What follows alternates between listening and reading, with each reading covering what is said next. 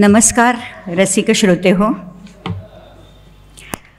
आजच्या सन्माननीय पाहुण्या माननीय सौ मंगलाताई गोडबोले, कार्यक्रमाचे अध्यक्ष माननीय डॉक्टर कुरणे सर, संस्थेचे सर्व पदाधिकारी आणि श्रोतृवर्ग, आपल्या सर्वांचं मी प्रथम मनःपूर्वक स्वागत करते. मिरज विद्यार्थी संघाच्या जागर मराठीचा या विशेष व्याख्यानमालेसाठी आपण जमलो आहोत. आज या व्याख्यानमालेतलं चौथं पुष्प आपण गुंफणार आहोत. आजच्या वक्त्या आहेत मराठी साहित्यातल्या अत्यंत नामवंत लेखिका माननीय सौ मंगलाताई गोडबोले.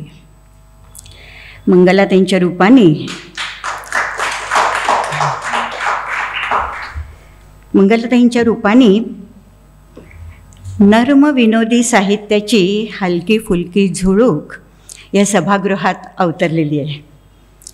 कारण अतिशय प्रसन्न, दर्जेदार आणि विनोदी शैलीतील त्यांचे लिखाण खरंच वाऱ्याच्या झुळकेसारखंच अतिशय सुखावणार आहे. त्यांचं झुळूक हे पुस्तक खूप गाजलं, आपण सगळे जाणतोच. आत्ता पुन्हा एकदा ह्या ओळख करून देण्याच्या निमित्ताने मी ते पुस्तक माझ्या कपाटातून बाहेर काढलं. झुळूक पुन्हा झुळूक सगळी पुस्तकं त्या वेळेला घेतली आहेत, खूप वेळेला वाचलेली आहेत. ते पुन्हा बाहेर काढलं आणि सहज पहिलाच लेख उघडला.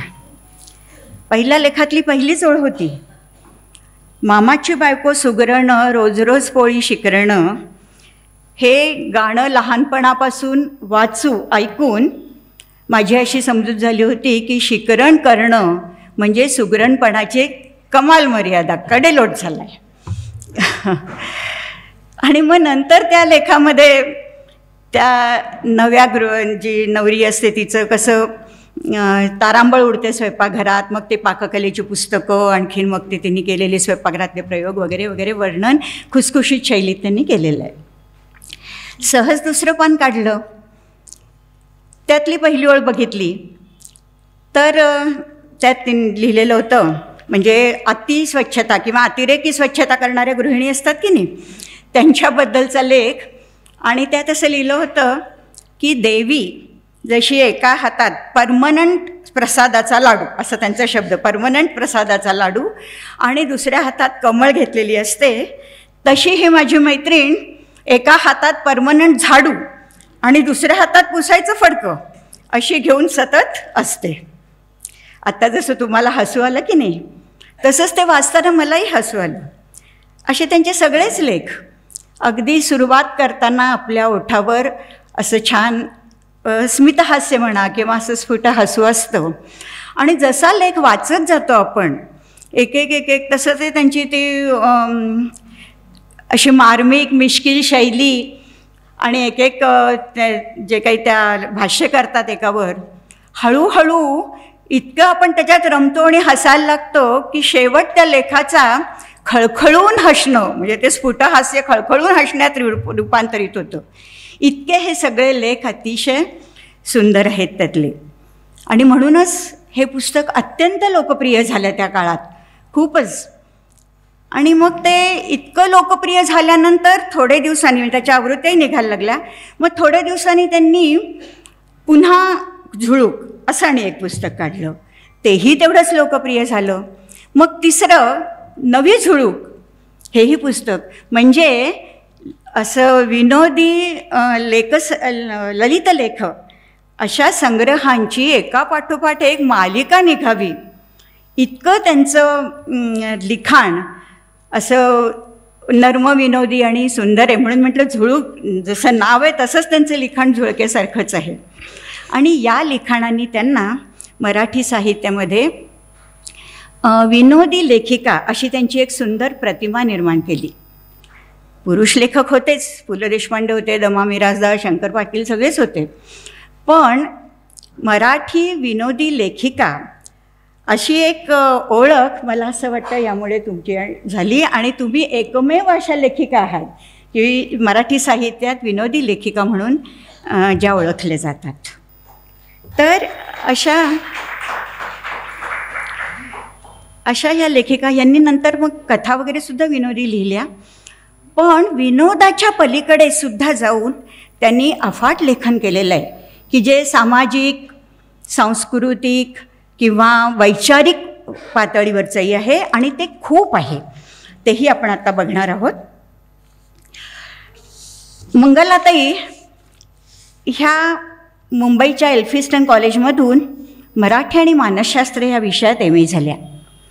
त्यानंतर मुंबई विद्यापीठात त्यांनी मराठी भाषाशास्त्र अशा विषयामधून MA केलं आणि नुसतं केलं नाही तर तिथे प्रथम क्रमांकाने त्या उत्तीर्ण झालेल्या आहेत आणि त्यामध्ये मुंबई विद्यापीठाचं न.चि. केळकर सुवर्णपदकही त्यांनी प्राप्त केलं.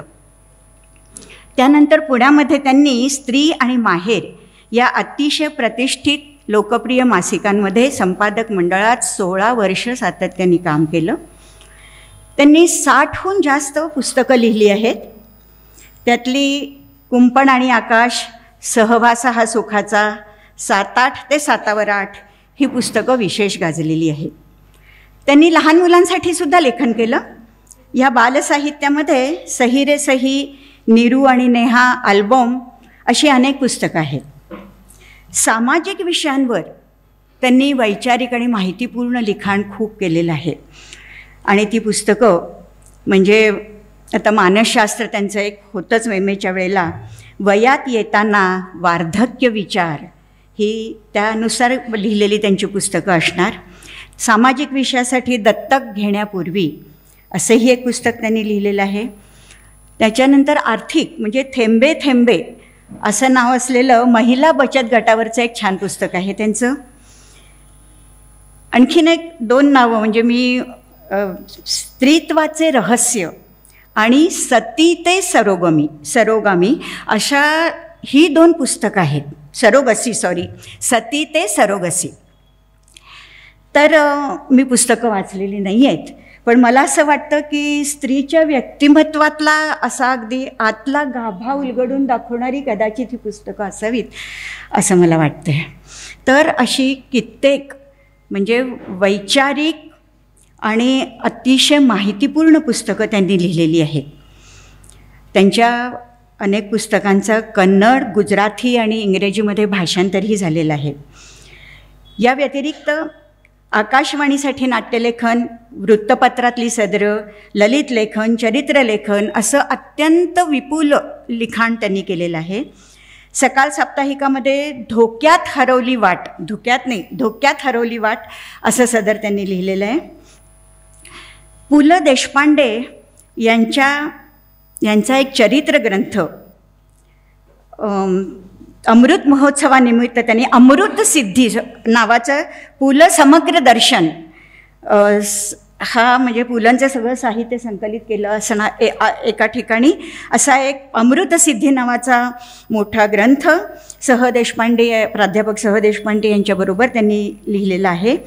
आणि सध्या आता म्हणजे 2018 साली पु ल चांदणे स्मरणाचे असा एक चरित्रग्रंथ त्यांनी लिहिलेला आहे, ज्यात पुलंच्या अफाट कर्तृत्व जे खरंच थोडक्या ह्याच्यात मावणारं नव्हतं ते त्यांनी अक्षरशः 300-350 पानात मावून एक सुंदर ग्रंथ लिहिलेला आहे. तर असं हे त्यांची विपुल अशी साहित्य संपदा आहे आणि त्यामुळे अर्थातच त्याला अनेक पुरस्कार मिळालेले आहेत. यातल्या काही पुरस्कारांचा मी उल्लेख करते. वयात येताना या त्यांच्या पुस्तकाला महाराष्ट्र राज्य पुरस्कार मिळालेला आहे. असे घर अशी माणसे या निबंध संग्रह जो आहे त्याला विदघाटे पुरस्कार मिळाला आहे. सर्वोत्कृष्ट मानसशास्त्रीय साहित्यासाठी त्यांना यशवंतराव चव्हाण पुरस्कारांनी सन्मानित केलेलं आहे. पर्स हरवलेली बाई सर्वोत्कृष्ट विनोदी साहित्याचा दत्तू बांदेकर पुरस्कार या पुस्तकाला मिळाला आहे. पुन्हा झुळूक यासाठी म्हणजे पुणे साहित्य परिषदेने त्यांना अनेक पुरस्कार दिलेले आहेत. त्यातले 1-2 मी सांगते. पुन्हा झुळूक या पुस्तकासाठी CV जोशी पुरस्कार मिळाला आहे. निरोप या निबंधमालेसाठी अनंत काणेकर पुरस्कारही त्यांना मिळालेला आहे. 2016 साली जळगावच्या सर्वोदय मराठी साहित्य संमेलनात साहित्यभूषण असा अत्यंत यथोचित पुरस्कार त्यांना मिळालेला आहे. तर अशा या चौफेर लिखाण करणाऱ्या सिद्धहस्त लेखिका मंगलाताई यांचं मी मनपूर्वक स्वागत करते आणि त्यांनी आपल्या व्याख्यानास सुरुवात करावी अशी मी त्यांना विनंती करते.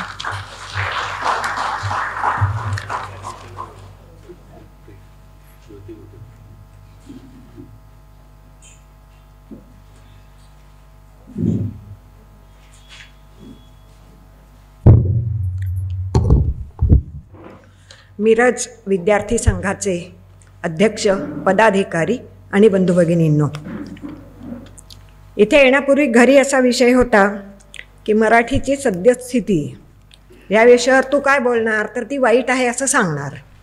मग एवढं सांगायला कशाला जातेस एवढा प्रवास करून, इथूनच एकदा एक शेरा पाठवून दे. तर मी म्हटलं की ही एक बाजू झाली. मिरज विद्यार्थी संघ किंवा त्याचे आमचे तुळपुळे हे अभिजात मराठी जाहीर झाल्यावर त्यावर एक आठवड्याची व्याख्यानमाला घ्यायचा प्रयत्न करतात आणि मराठीच्या विविध पैलूंना स्पर्श करणारे विषय ते घेतात. त्या अर्थी मराठीच्या स्थितीविषयी, गतीविषयी कोणाला तरी आजही आस्था आहे. लोक येतील असं वाटतंय म्हणून व्याख्यानमाला ठेवतायत. त्याच्यामुळे नुसतीच स्थिती वाईट आहे असा एक शेरा न मारता ती का वाईट आहे, कधीपासून बिघडते आहे, आपण काही करू शकतो का, आपल्या हातात काय आहे. आज जगभर मराठी माणसं आहेत.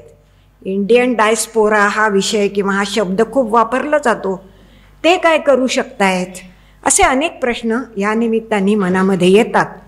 त्यातले काही पुढच्या तासभरात हाताळण्याचा मी प्रयत्न करणार आहे. मी या भाषणाचा अभ्यास करत होते 4-5 दिवस, तेव्हा मला पहिली ही आठवण आली की महाराष्ट्र राज्याच्या मुख्यमंत्र्यांचा शपथविधी जेव्हा होतो तेव्हा इतक्या वाईट मराठीत निवेदन असतं आणि ते आपण चालवून घेतो. त्या कोणीतरी IAS अधिकारी होत्या, त्यांच्याबद्दल मला काही बोलायचं नाही, पण ज्याला छान प्रवाही मराठी बोलता येईल असा एक निवेदक आपण त्या कार्यक्रमाला नेमू शकत नाही. जेव्हा महाराष्ट्रातले उत्तम संगीतकार तुम्ही बोलवता, अभिनेते बोलवता, उद्योगपती बोलवता, तेव्हा एक चांगला निवेदक तुम्हाला बोलवता येत नाही. कारण की तुम्ही त्या श्रेणींमध्ये इतके अडकलेले आहात की मराठीच्या श्रेणीची तुम्हाला काही चिंता नाही. आणि मग माध्यमं काय करतात, तर काय महाशपथविधी चे महासंकलन. आमच्या लहानपणी महा हा शब्द फक्त मूर्खच्या आधी लावत.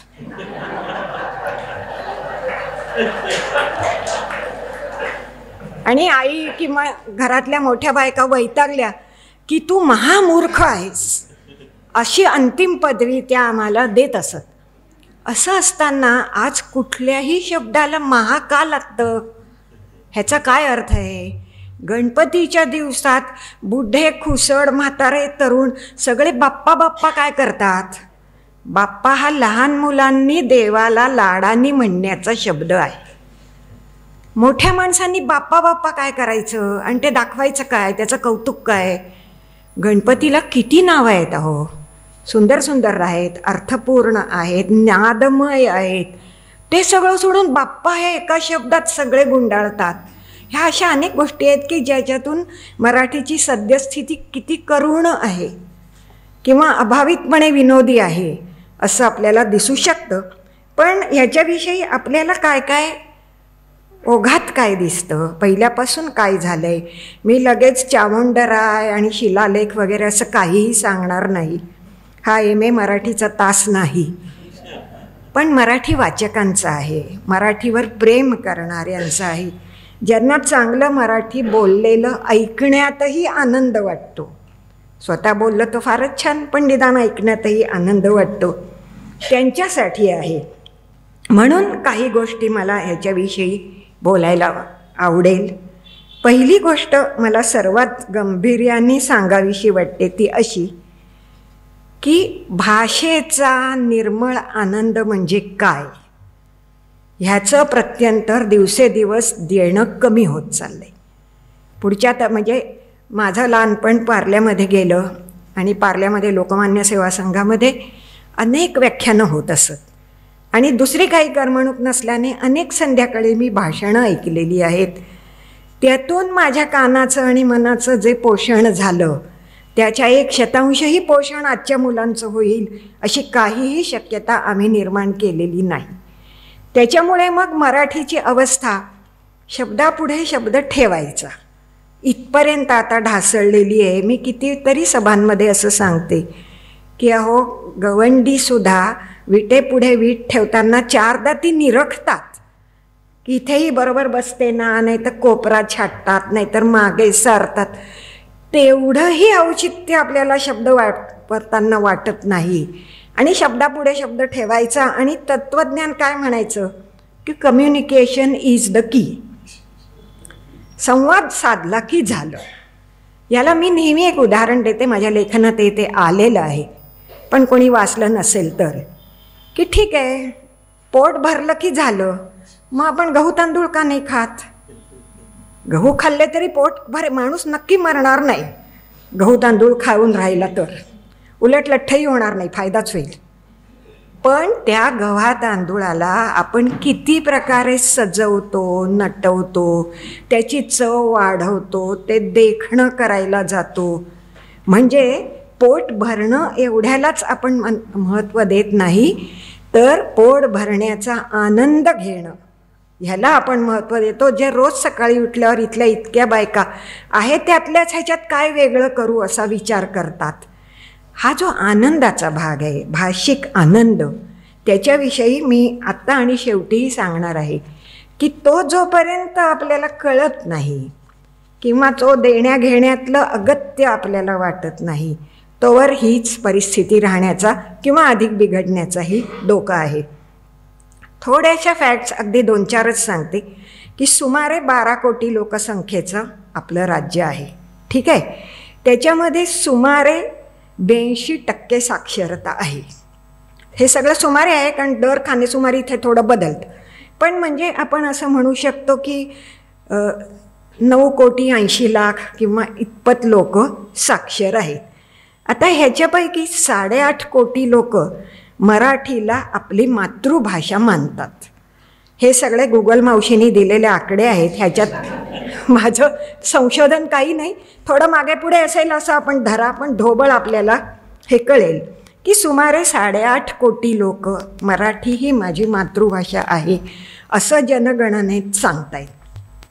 आता ही बोलली कुठे कुठे जाते तर देशातल्या 9 राज्यांमध्ये आणि 4 केंद्रशासित प्रदेशांमध्ये मराठी बोलली जाते. म्हणजे मग महाराष्ट्र आहे, गुजरात आहे, ती यादी तुम्हाला सापडेल.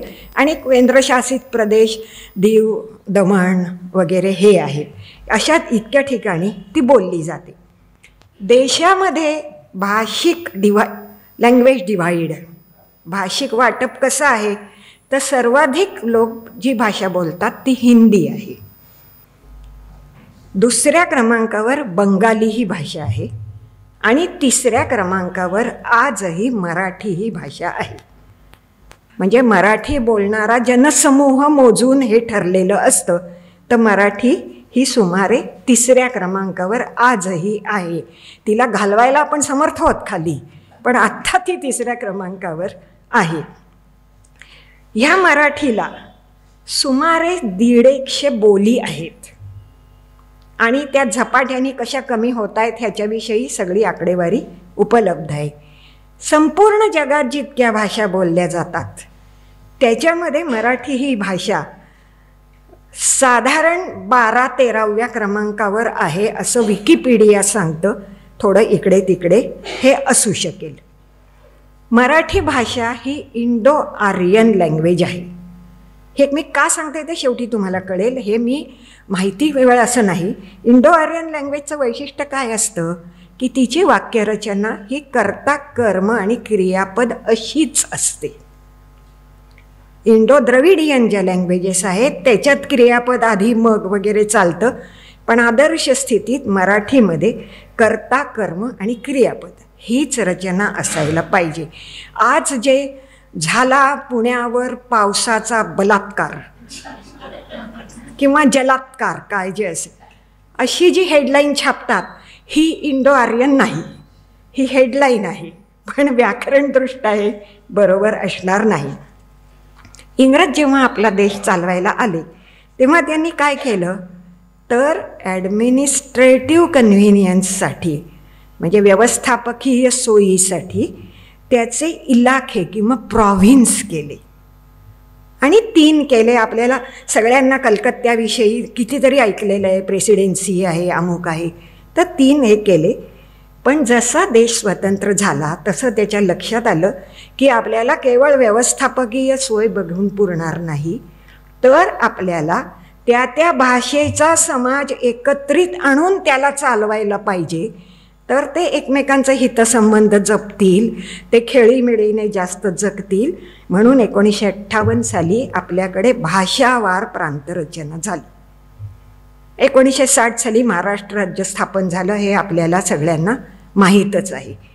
ह्या सगळ्या पार्श्वभूमीवर जेव्हा महाराष्ट्र राज्य स्थापन झालं तो युफोरिया मी पाहिलेला आहे, कारण मला साधारण जाणत्या वयात तोपर्यंत मी आलेली होते आणि माझं वाचन खूपच जास्त होतं वयापेक्षा. तर आता मराठी राज्यभाषा झाली, आता काय काय होणार, मराठीत मोठमोठे ग्रंथ येणार, जो उठतो तो मराठी लिहिणार वाचणार वगैरे अशा सगळ्या कल्पना आपल्याकडे झाल्या. यशवंतराव चव्हाणांसारखा एक अत्यंत सुसंस्कृत प्रगल्भ असा मुख्यमंत्री या राज्याला मिळाला आणि मग त्याने आपली भाषा जेव्हा एक येईल तेव्हा आपला समाज एक येईल, तेव्हा आपली संस्कृती समृद्ध होईल असं म्हणून सुरुवातीच्या काळात मराठी लेखनाच्या प्रसिद्धीला भरपूर प्रोत्साहन दिलं. इथे ज्या महिला आहेत त्यांना कदाचित माहीत असेल की अनेक महिलांची मासिकं 60 सालानंतर सुरू झाली. आधी ती नव्हती, आधी सर्वांची मासिकं होती, पण महिला मुलं हे स्वतंत्र गट, त्यांची करमणूक, त्यांची समृद्धी हा विचार केला पाहिजे. अशा विचारातून यशवंतरावांसारख्यांनी आपलं नेतृत्व केलं. कमी कुठे पडलं तर आपलं भाषिक शैक्षणिक धोरण कायम गोंधळाचं राहिलं. म्हणजे मराठी ही माध्यमाची भाषा हवी का नको, इंग्रजी कधीपासून सुरू करायचं, पूर्ण करायचं का सेमी इंग्लिश करायचं, म्हणजे इतिहास भूगोल हे सगळं मराठीत असू दे आणि गणित आणि विज्ञान हे इंग्रजीमध्ये असू दे, म्हणजे सेमी इंग्लिश. मला वाटतं आजही काही राज्यांमध्ये तीच विभागणी आजही त्याच्यामध्ये आहे. आता शासनाला ठरवता आलं नाही किंवा शासनं वारंवार बदलली, शिक्षण विभाग बदलला. खुद्द माझी पिढी जी आहे, जी आज साधारण 75 किंवा त्याच्या पुढे आहे, त्यांच्या इंग्रजीचं वाटोळं हे सरकारमान्य आहे. कारण आम्हाला 5वीमध्ये मराठी आम्ही मोठमोठी पुस्तकं वाचायला लागलो आणि इंग्रजी 8वीत सुरू. आणि जेव्हा मराठीत आम्ही ऐतिहासिक कादंबऱ्या वाचतोय तेव्हा 8वीत आम्ही बाबा ब्लॅक शिप शिकायचं हे शक्यच नव्हतं. त्याच्यामुळे इंग्रजीविषयी थोडासा दुरावा किंवा थोडीशी नावड ही आमच्या पिढीतल्या अनेकांकडे आहे. तेव्हा आत्ता एवढं सहज उपलब्धही नव्हतं, हाही एक भाग आहे. मग लोकांनी काय केलं ह्या सगळ्या ह्याच्यात, तुम्ही हे कदाचित ऐकलं नसेल म्हणून सांगते, कारण मलाच ह्या खूप गोष्टी अभ्यासात सापडल्या आणि मला मजा वाटली त्याची की अरे आपल्याला हेही माहीत नव्हतं. त्यांनी असं म्हटलं आहे की लोकांनी आपापसात भाषांची वाटणी केली भारतात. ती कशी केली तर करमणूक आहे ना ती हिंदी भाषा करेल. हां, म्हणजे सिनेमे हिंदी, गाणी हिंदी. आपण करमणुकीला गेलो तर रिक्षावाल्याशी हिंदीत बोलायचं, टॅक्सीवाल्याशी हिंदीत बोलायचं, तो मराठी आपण मराठी, पण बोलायचं हिंदी. कारण रंजनाकडे वापरायची भाषा ही हिंदी आहे. रूढी, संस्कार, संस्कृती ह्यासाठी संस्कृत आहे भाषा. आपला सगळा पूजापाठ आहे, स्तोत्र आहेत. आमच्या लहानपणी तरी स्तोत्र वगैरे खचून पाठ करून घेतली जात असत आणि आम्ही ते करायचो, कारण तेव्हा मोठ्यांचं ऐकण्याची पद्धत होती. नंतर उद्योग व्यापारासाठी इंग्रजी, कारण व्यापार करायचा तो, आता खरं म्हणायचं तर सगळेच व्यापार काही राष्ट्रीय किंवा वैश्विक पातळीवर अजिबात नसतात. उद्योग व्यापाराला कुठल्या इंग्रजी लागेल? समजा आज उदाहरणार्थ बोलते मी, हे कमी जास्त असं नाही, पण कोणाचं तरी ऊसाचं पीक एखाद्या साखर कारखान्याला चाललं आहे, तो पीक काढणाराही मराठी आहे, पोचवणाराही मराठी आहे, साखर कारखान्याचं नावच मराठी नेत्याचं आहे, पण त्याचा फॉर्म ते इंग्रजीत भरतात आणि ते वाईट इंग्रजी असतं किंवा चुकीचं असतं वगैरे. त्याच्यामुळे मग मराठी कशाला उरली? तर घरगुती नातेसंबंध, भाऊ बहीण वहिनी, कौटुंबिक घडामोडी, ह्या सगळ्याला मराठी भाषा उरली. ही विभागणी कुठल्याही शासनाने केली नाही, ही लोकमतांनी आपोआप केली. आणि मग जी भाषा कुटुंबापुरती आहे, घरगुती आहे, तिच्यात लिहिलं तर जास्तीत जास्त काय, सासवासुनांच्या गोष्टी वगैरे लिहा, नाटकं लिहा, ऐतिहासिक लिहा काही, पण त्याच्यात विज्ञान तंत्रज्ञान वगैरे लिहायची काही गरज नाही. मग म्हणायचं काय की आमच्यापाशी ती भाषाच नाही आहे, टर्मिनॉलॉजी नाही आहे. आपण शिकवलंही तर शिकूच की, का नाही शिकणार? आज जनुक हा शब्द आपण सहज वापरतोय, जो 10 वर्षापूर्वी माहीतही नव्हता. पण आपण असं ठरवलं की मग मराठी जी आहे ती घरगुती व्यवहार, मानवी नातेसंबंध, कुटुंब व्यवस्था आणि त्यातून चालत आलेल्या काही प्रथा परंपरा ह्याला आपण वापरायची आहे. ह्याला काही इंग्रजी वगैरे वापरायची गरज नाही. हे जे शैक्षणिक धोरणाची अनिश्चितता आहे, अनेक धोरणं सुरुवातीला चांगली येऊनही त्याची अंमलबजावणी व्हायला लागणारा कालावधीच दिलेला नाही. आता हे नवीन शैक्षणिक धोरण आलेलं आहे 2020चं, ज्याच्यावर मी पुस्तक लिहिलं आहे करमळकर सरांच्या बरोबर. पण मला फार भीती वाटते की 140 कोटीच्या देशाला एक शैक्षणिक धोरण राबवायला तुम्हाला 20 वर्ष दिली पाहिजेत हो. दरम्यान जर तुमची 2-3 सरकारं बदलली आणि ते गेलं गाळात, तर काय होणार आपलं? तर भाषिक धोरणाच्या विषयी नेमकं हे झालेलं आहे. आपल्याला आश्चर्य वाटेल की इयत्ता 1ली पासून ग्रॅज्युएटपर्यंत एकदाही मराठी हा विषय नसणारा माणूस महाराष्ट्रात ग्रॅज्युएट होऊ शकतो. ही स्थिती आत्तापर्यंत होती. आता नव्या शैक्षणिक धोरणाने ते बदल. असं कर्नाटकात नाही, असं गुजरातमध्ये नाही, असं आंध्रामध्ये नाही. फक्त महाराष्ट्र हे एक असं कलंदर राज्य आहे की ज्याच्यामध्ये मातृभाषेचा एकही पेपर न देता ठरवलं एखाद्यानी तर आपण हे पुण्या मुंबईचं नुसतं बघूया नको. इंटिरियरमध्ये आहे, आदिवासी भाग आहेत, एकही विषय मराठीशी जवळ नसताना माणूस ग्रॅज्युएटसुद्धा होऊ शकतो. ह्या सगळ्यात मी आधी जसं सांगितलं तसं भाषावार प्रांतरचना, मग महाराष्ट्र राज्याची स्थापना, मग डळमळीत धोरणं, कधी हे कधी ते, कधी ह्याला खुश करू कधी त्याला खुश करू, अशा प्रकारची ती चालली. आणि मग 90-92चं उदारीकरण, जागतिकीकरण आणि खाजगीकरण आलं, ज्याच्यामुळे आपल्याला प्रत्येक गोष्ट एकदम वैश्विक पातळीवर न्यायची खूप घाई झाली. आपली पातळी मुळात धड आहे का, कितपत भक्कम आहे, हा विचारही न करता ह्या सगळ्या उदारीकरण, जागतिकीकरण, खाजगीकरण ह्याच्यामुळे एकदम वैश्विक पातळीवर सगळं जायचं.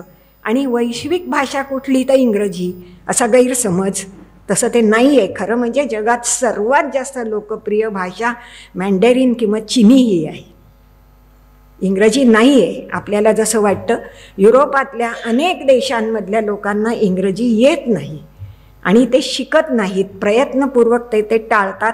जे कोणी प्रवासी म्हणून युरोपात फिरत असेल त्यांना हा अनुभव आलेला असेल की साध्या काही पदार्थ मागवायचा आहे तर आपण त्यांच्या भाषेत मागवू शकत नाही आणि इंग्लिशमध्ये मागवला तर ते आपल्याला देत नाहीत.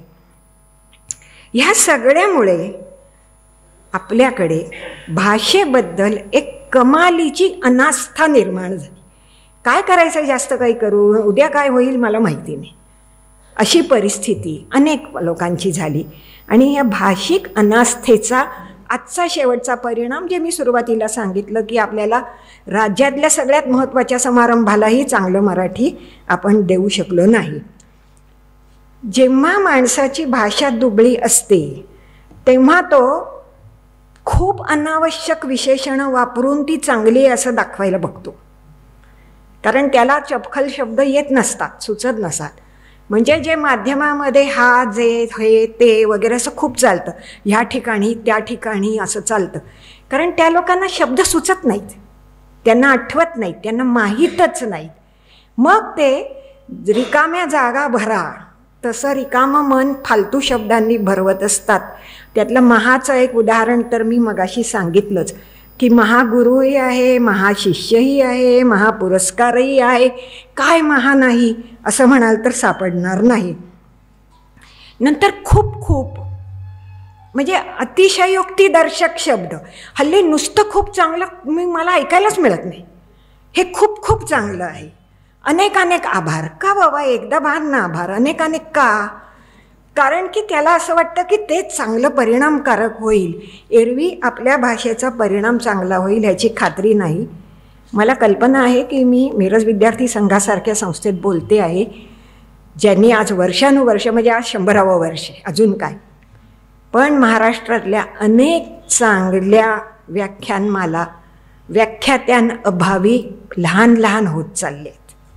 बंद नाही पडत, पण जिथे 8 दिवस 10 दिवस भाषणं होत होती तिथे ती 3 दिवस 5 दिवस करावी लागतात, कारण मराठीमध्ये अस्खलित एखादा तास प्रभावी भाषण करणारी माणसं कमी व्हायला लागली.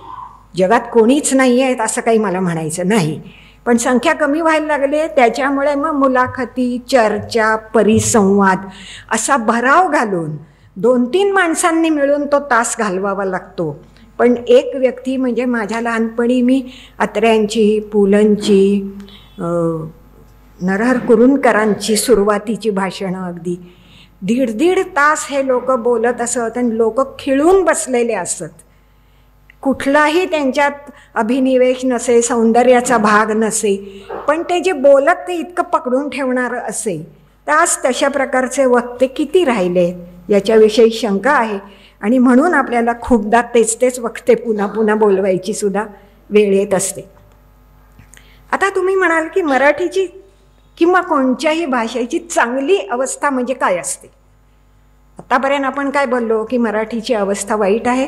याचं कारण राजकीय धोरण नाही, शैक्षणिक धोरण नाही, लोकांच्यामध्ये तीव्र अनास्था आहे, आणि मराठी न शिकताही ह्या राज्यात आपल्याला पोट भरता येईल याची लोकांना खात्री आहे, कारण शेवटी हा सगळा प्रश्न पोट भरण्याशीच येऊन ठेपतो. एखादी भाषा चांगली असते म्हणजे काय असतं? एक तर म्हणजे त्याचा खूप मोठा शब्दसंग्रह असतो, विपुल शब्दसंग्रह असतो. दुसरं, त्यातले अनेक शब्द हे नादमय असतात, ओबडधोबड नसतात किंवा खडतर नसतात. एक सहज म्हणून सांगते की श्रीदा पानवलकरांची सूर्य म्हणून एक कथा होती, ज्याच्यावरती पुढे तो चित्रपट तेंडुलकरांनी काढला, तो प्रसिद्ध झाला फार. त्याच्यामध्ये तो नायक हसतो असं त्या संपूर्ण कथेत आहे, आणि त्याला त्यांनी 27 वेगवेगळे शब्द वापरलेत. हे एका अभ्यासकांनी अभ्यास करून सिद्ध केले. हसणे ह्या एका कृतीला त्या लेखकांनी 27 शब्द वापरले आहेत किंवा क्रियापदं वापरली आहेत. कारण खरंच सगळंच हसणं काही आनंदातून नसतं, विषादातून असतं, उपहासातून असतं, हताशतेतून असतं, क्षणिक चकवा आल्याने झाले, अशा अनेक गोष्टी. तो लेखक ते का लिहू शकतो? कारण त्याला तेवढे शब्द येतात. आज येणारेच किती असतील. जेव्हा काही कारणाने विद्यार्थ्यांचे पेपर म्हणजे खाजगी क्लासेसचे, मी काही कुठे नोकरी केलेली नाही अशी, तपासायला येतात, तेव्हा ते एकच शब्द धरून ती मुलं लिहित असतात पुन्हा पुन्हा पुन्हा पुन्हा, कारण त्यांना दुसरे शब्द काही माहीतच नसतात. त्याच्यामुळे पहिली गोष्ट म्हणजे शब्दसंग्रह विपुल असावा. दुसरी गोष्ट म्हणजे त्याच्यात एक उत्स्फूर्ततेचा भाग असावा चांगल्या भाषेत.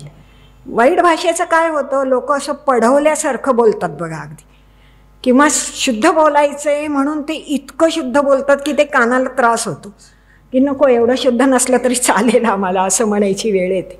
ह्याचं कारण ते खूप कठोर परिश्रमाने ते करतात.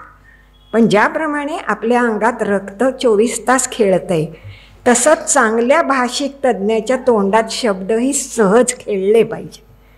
ते असं ठरवून आणायचे आणि त्यांना वेठीला धरून अशी वेळ येता कामा नये. चांगली जेव्हा भाषा असते तेव्हा तिच्यातलं साहित्य अन्य भाषांमध्ये वेगाने जातं.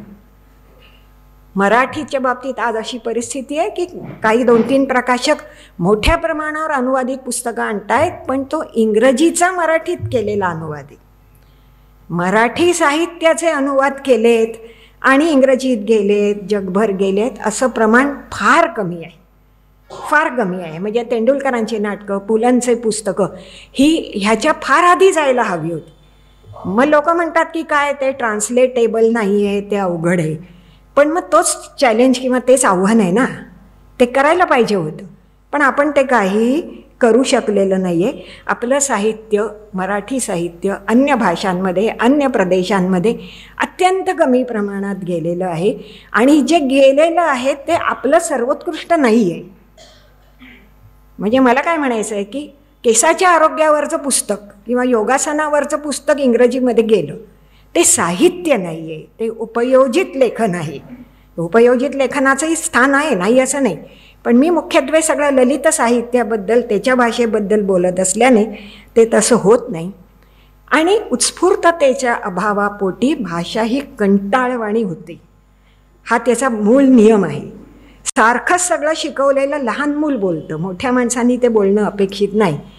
आणि जेव्हा आपण पुलंचा अभ्यास करतो, अनेक अत्र्यांचा अभ्यास करतो काही कारणाने, तेव्हा रिपार्टी म्हणजे शब्दाला उत्तर द्यायचं आहे.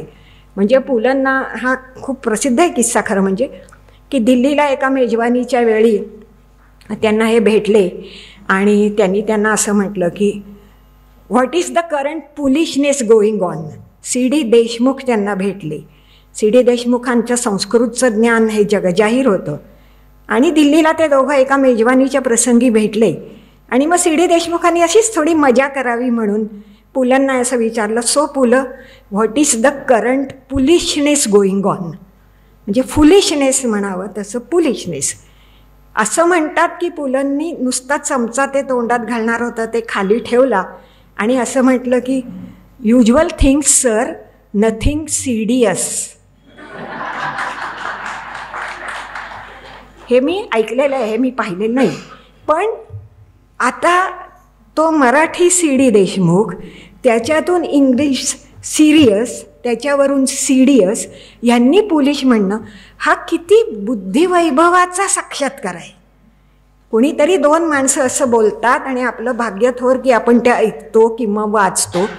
हा जो आनंद आहे तो चांगली भाषा देऊ शकते, तो आता आपल्याला किती मिळतो याच्याविषयी फार शंका आहे. ह्या सगळ्याचे परिणाम काय काय आहेत व्यवहारात झालेले तेही मला सांगायला आवडेल. मराठी शाळा वेगाने बंद पडत आहेत, किंवा ज्या शाळांमध्ये मराठीचे वर्ग 7-8 होते ते 5-6 होतात, मग 3-4 होतात, मग 1-2 होतात. आणि हे पुण्यामध्ये आपटे रोडवरच्या शाळेमध्ये, जिथे आम्ही कधी कधी अध्यक्ष म्हणून जात होतो आणि जिथे 400-500 विद्यार्थ्यांना ॲड्रेस करत होतो, तिथे आता 60-70 मुलांसमोर बोलायची वेळ येते, कारण मराठी भाषेचे वर्ग कमी कमी होत चालले आहेत. दुसरं काय होतं आहे की मराठी हा मुख्य विषय घेऊन शिकणाऱ्यांची संख्या, केपेबल विद्यार्थ्यांचं मी बोलते, ज्याला काहीच जमत नाही आहे आणि त्याला काही करून ग्रॅज्युएट हवं आहे म्हणून तो हिंदी मराठीत होतो आहे, हे आपल्याला अभिप्रेत नाही. पण चांगल्या कुवतीची माणसं भाषेच्या अभ्यासाकडे वळतात का, तर नाही. आपल्याला कल्पना नसेल, आज लहान गावामध्ये मराठी विभाग टिकवण्यासाठी मराठीचे प्राध्यापक विद्यार्थ्यांची फी भरतात आणि तू वर्गात येऊन बस बाबा, नाही तर माझी नोकरी जाईल. अशा व्यक्ती मला भेटलेल्या आहेत, मला माहीत आहे, हे मी अजिबात खोटं सांगत नाही. तर BA MA अशा पदव्यांसाठी मराठी हा मुख्य विषय घेण्याचं प्रमाण झपाट्याने कमी होत चाललं आहे. हिंदीचं वाढतं आहे कारण कॉम्पिटिटिव्ह एक्झाम्स द्यायचे आहेत लोकांना, त्यामुळे हिंदी घेऊन BA MA होण्याचं प्रमाण आहे. पण मराठीचं इतकं झपाट्याने कमी होते की अनेक मराठीचे प्राध्यापक हे आता असं बोलायलाही मला आवडत नाही आहे, पण नोकऱ्यांना मुक्तायत किंवा त्यांच्यावर चॅलेंज आहे की तुम्ही पुढच्या वर्षी 10 विद्यार्थी आणा तर तुमची सीट राहील, नाहीतर हे इथेच संपेल. मराठी चित्रपट, नाटकं वगैरे राष्ट्रीय पातळीवर डावलली जात आहेत. म्हणजे मग सिनेमांना थिएटर मिळतं का? OTTवर कोण जातं, कधी जातं? जेव्हा काहीच नाही तेव्हा मराठी जातं का? किंवा जेव्हा थिएटरमध्ये मर्यादा असेल तेव्हा मराठी सिनेमा आधी खाली उतरवला जातो, पण हिंदी चालवतात, दाखवतात. अशा अनेक दृष्टींनी म्हणजे मराठी भाषा अभ्यासालाही नको आहे, करमणुकीलाही नको आहे. मराठीत इतके प्रचंड सिनेमे निघतात आणि प्रत्येकच जण माझा सिनेमा हटके आहे असं म्हणत असतो, पण हटकून एकही प्रेक्षक तिथे जात नाही आणि ते तसेच राहतात. अशी दुर्दैवी परिस्थिती आहे. मराठी पालक हे आज वेगवेगळ्या अर्थांनी बुचकळ्यात पडलेले आहेत. त्यांना निर्णयच करता येत नाही की आपल्या मुलाच्या भवितव्यासाठी आपण काय करावं. ते इंग्रजी माध्यमाच्या शाळेत घालतात, हे फार ढोबळ आणि वरवरचं आहे. त्यांनी तेही फार खुश नाही आहेत प्रत्येक पालक. त्यांना वाटतं आहे की आपल्या मुलाला मराठी यावं किंवा त्यांनी वाचावं, लिहावं, पण त्यांना मार्ग सापडत नाही आहे आणि ते दुसरी भाषा, तिसरी भाषा म्हणून फ्रेंच किंवा जर्मन शिकवायला जातात, पण मराठी शिकवावं असं त्यांना वाटत नाही. खरं म्हणजे हा अतिशय प्राथमिक नियम आहे की माणसाला जितक्या जास्त भाषा येतील तितका तो समृद्धच जगणार आहे. कारण शेवटी भाषा हा निर्जीव शब्दांचा खेळ नाही. भाषा ही संस्कृती आहे, भाषा ही समाज आहे, भाषा ही त्या समाज संस्कृतीची वाहक आहे. त्याच्यामुळे ती तुम्हाला जर आली तर तुम्ही पुस्तकाच्या पानात कधीच राहणार नाही, तुम्ही करत करत त्या संस्कृतीपर्यंत पोचाल. पण आज अनेक मराठी पालक याविषयी विलक्षण गोंधळात आहेत की मी माझ्या मुलाचं काय करू, त्यामुळे त्याचं भलं होईल वगैरे. मग त्याला आपण आपल्या बुद्धीने काय केलं आहे तर ही ब्राह्मणी भाषा, ही पुणेरी भाषा, ही खालच्या वर्गाची भाषा, असे त्याला आपण वर्ग चिकटवायचा आणखी गुन्हा केला आहे. खरं म्हणजे भाषा हे वर्गाचा प्रश्नच येत नाही ना. भाषा हा रिजनचा प्रश्न आहे, रिलिजनचा प्रश्न नाही. असं जावेद अख्तर उर्दूबद्दल सतत सांगतायत. अनेक त्यांच्या भाषणांमध्ये हे असतं, कारण उर्दूला एका मुसलमान धर्माशी बांधून ठेवलं म्हणून तिचं किती नुकसान झालं असं त्यांचं प्रतिपादन आहे. यूट्यूबवर त्यांची खूप भाषणं आपल्याला ऐकायला मिळतील. पण भाषेला आपण जाती चिकटवतोय, श्रेणी चिकटवतोय. वय नाही म्हणणारा हा खालच्या श्रेणीचा आहे, होय नाही म्हणणारा उच्च श्रेणीचा आहे. कुणी ठरवलं, कशावरून? आणि मग तसंच जर होतं तर त्या खालच्या श्रेणीतल्याची भाषा आपण का नाही उंचावली? आपण का नाही प्रयत्न केला? नुसतंच नावं ठेवून मोकळे झालो का आपण?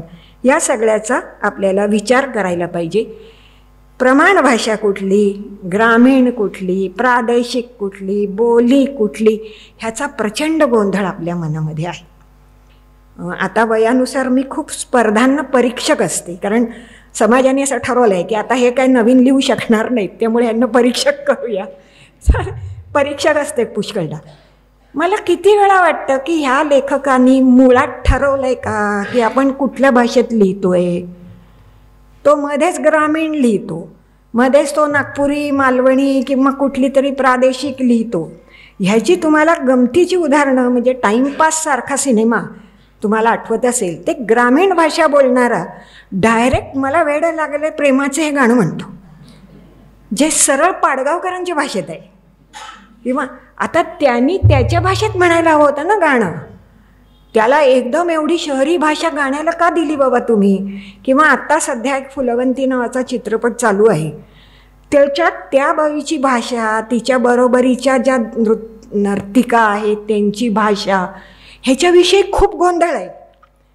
कारण ज्या जुन्या काळातल्या त्या व्यक्ती दाखवल्या आहेत तेव्हाची ती भाषा नाही. तेव्हाचे ते कपडे नाहीत, तो आणि वेगळाच प्रश्न आहे. पण आत्ता आपण कपड्यांबद्दल बोलत नाही आहोत.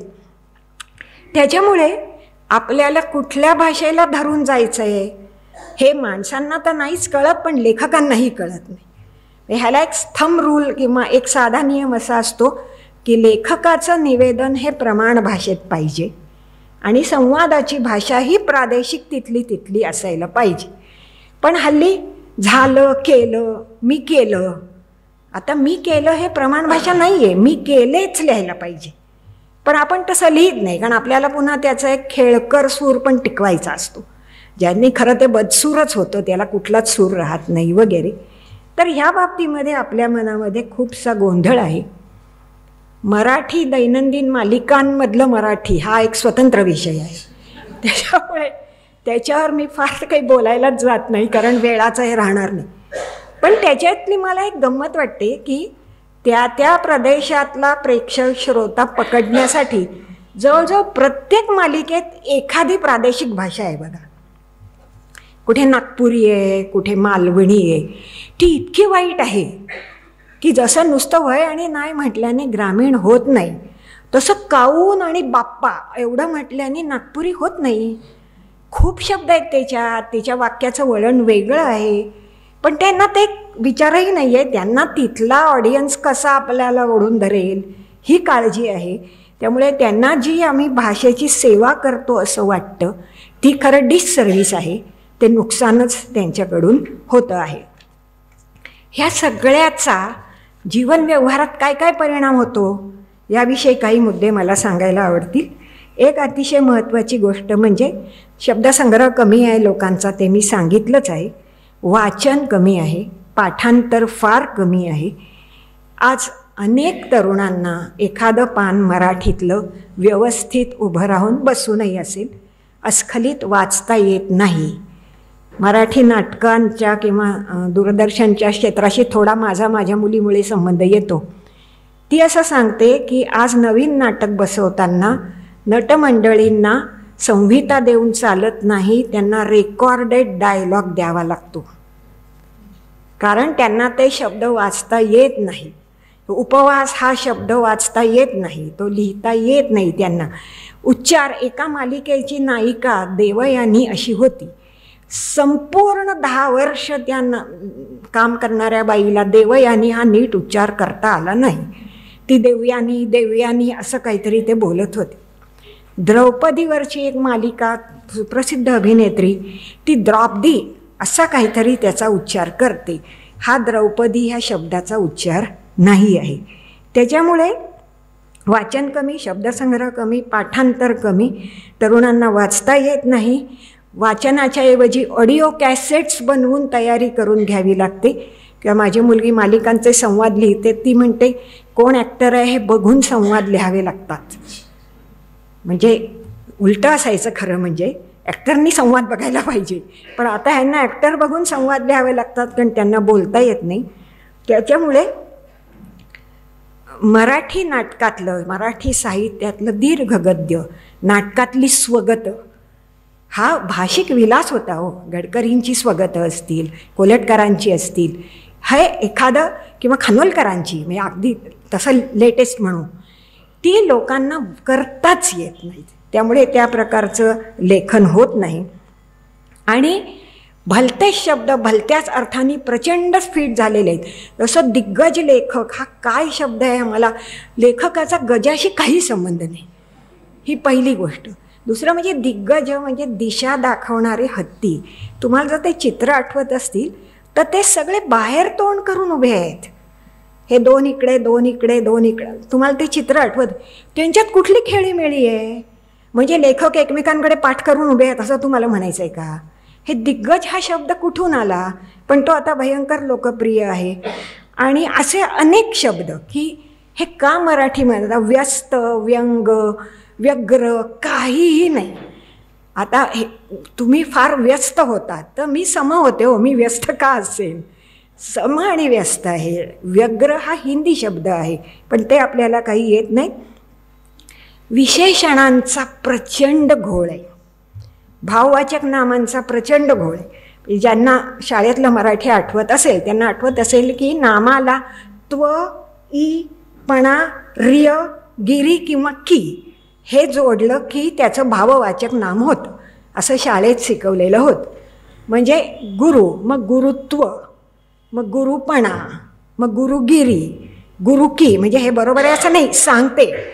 आता लोकांना काहीही ह्याचं भान नाही आहे. त्यांना व्याकरणाचा नियम यावा असं मी म्हणत नाही आहे. मी शेवटी तेच सांगणार आहे की फंक्शनल मराठी तरी आपण शिकू का, व्याकरणाचं नाही.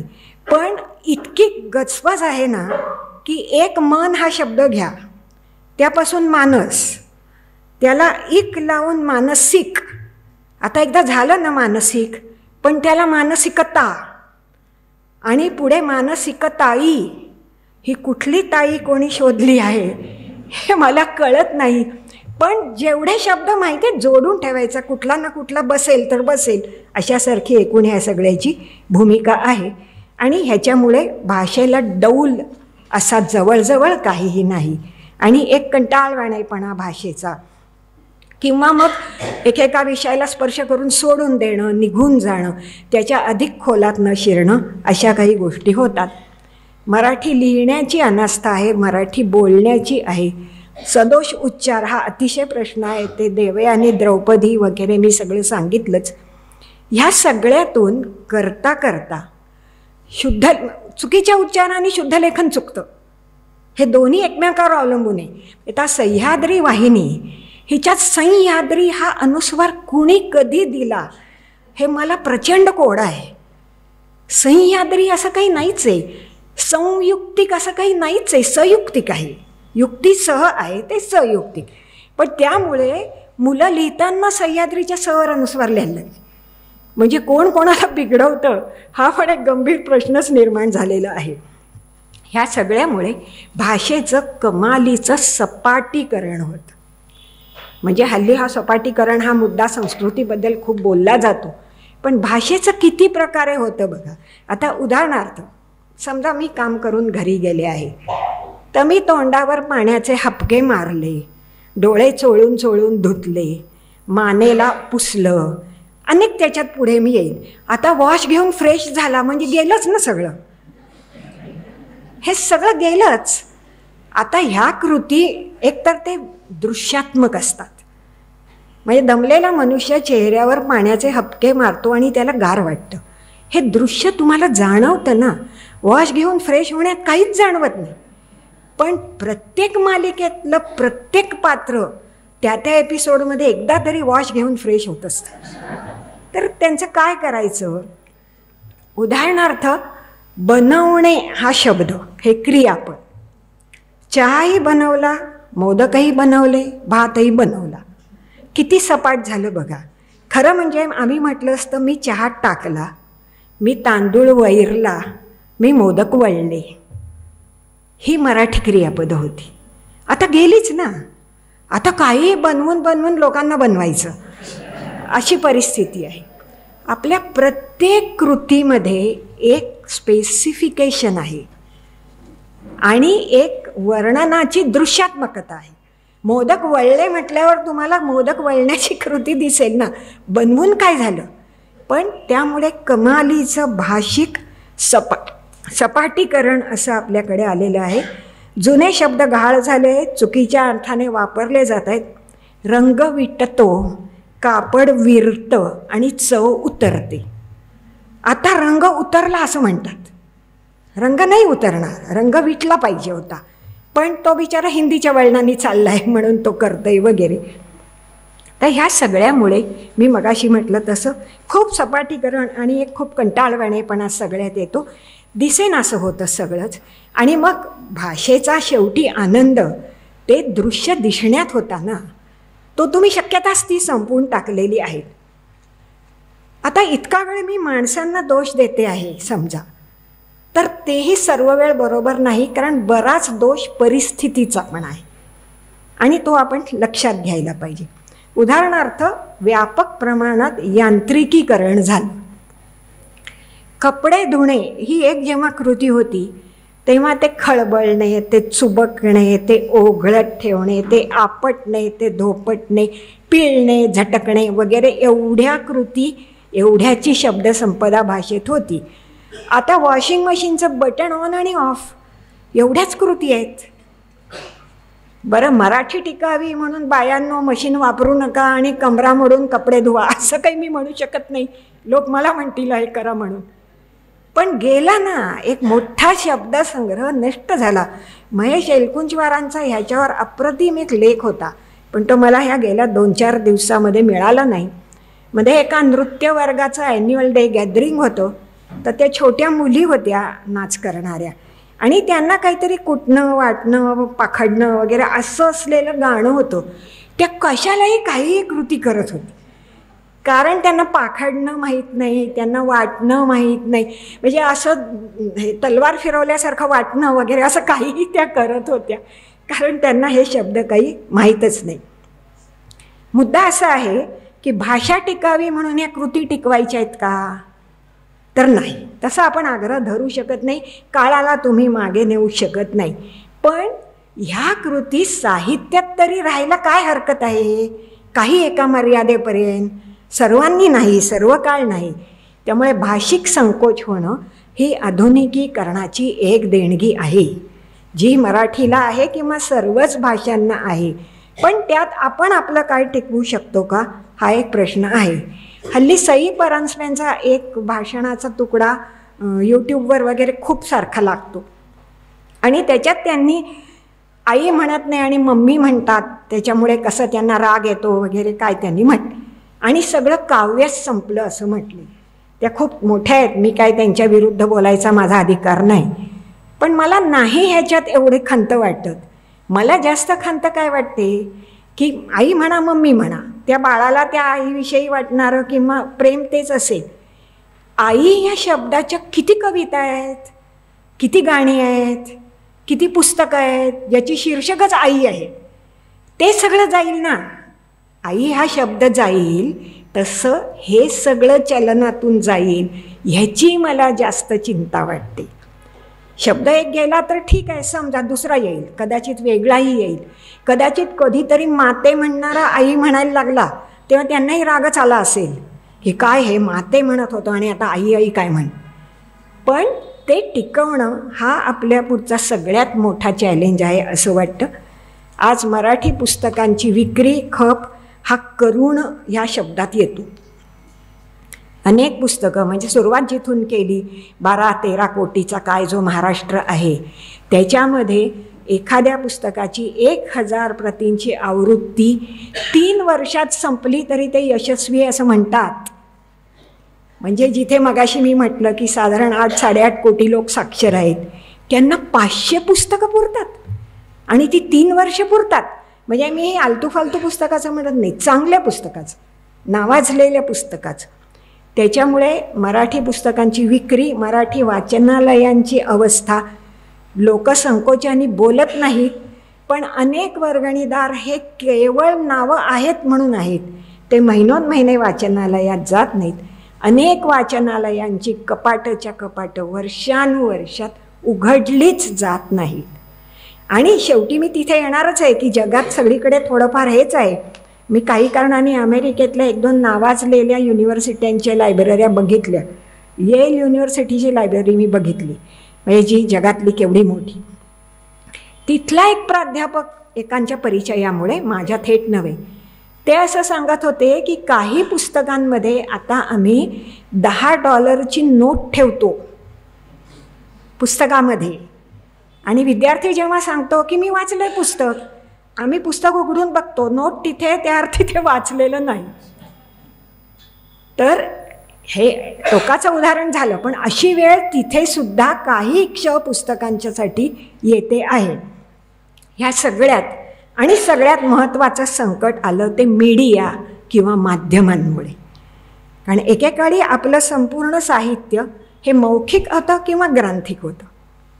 पिढ्यानपिढ्या आता बहिणाबाईची गाणी आहेत, ओव्या आहेत, आईकडनं मुलगी, मुलीकडनं पुढे, किंवा ग्रंथिक म्हणजे ग्रंथबद्ध होतं. आता ते माध्यमात गेलं, आणि मग माध्यम हे सर्वस्वी विक्रीचा विचार करत असल्यामुळे काय विकलं जाईल ते करायचं. समाजाला काय हवंय हे आपण नाही ठरवायचं, तो मागेल ते द्यायचं, मग ते कुठल्याही दर्जाचं असो, अशासारखी एक पद्धत होत गेली. माध्यमामुळे हिंदीचा प्रभाव मराठीवर फार पडला. एका भाषाशास्त्रज्ञाचं असं मत आहे की असंच चालू राहिलं तर साधारण 21व्या शतकाच्या अखेरीस मराठी ही हिंदीची उपभाषा ठरेल असं छापून आलेलं आहे. हे माझ्या मनाचं नाही, पण तेवढं जरी नाही तरी आपण वाक्याचा क्रम बघा, बातम्या कशा सांगतात ते बघा. पुढे जाऊन ते म्हणाले असं प्रत्येकाच्या भाषणात असतं. कशाचे पुढे गेले ते? काय केलं त्यांनी? आगे चलके उन्होंने कहा. हे जे हिंदी बातमीत असतं ना, त्याचा तो त्यांनी केलेला अनुवाद आहे. म्हणून पुढे जाऊन ते म्हणाल. मला भीती वाटते तो पडेल आता. पुढे किती नेता आहे त्याला, स्टेज केवढा आहे बघ बाबा. किंवा रंगारंग कार्यक्रम. रंगारंग हा मराठी शब्द नाही आहे. रंगारंग रंगी बेरंगी म्हणू शकता, रंगीत म्हणू शकता. रंगारंग हा मराठी शब्दच नाही आहे. हा तुम्ही का वापरतात? दुसरा माध्यमांचा प्रभाव हा इंग्रजीचा आहे. इंग्रजीमुळे शक्य क्रियापदं ही मराठीत आता प्रचंड वाढली आहेत.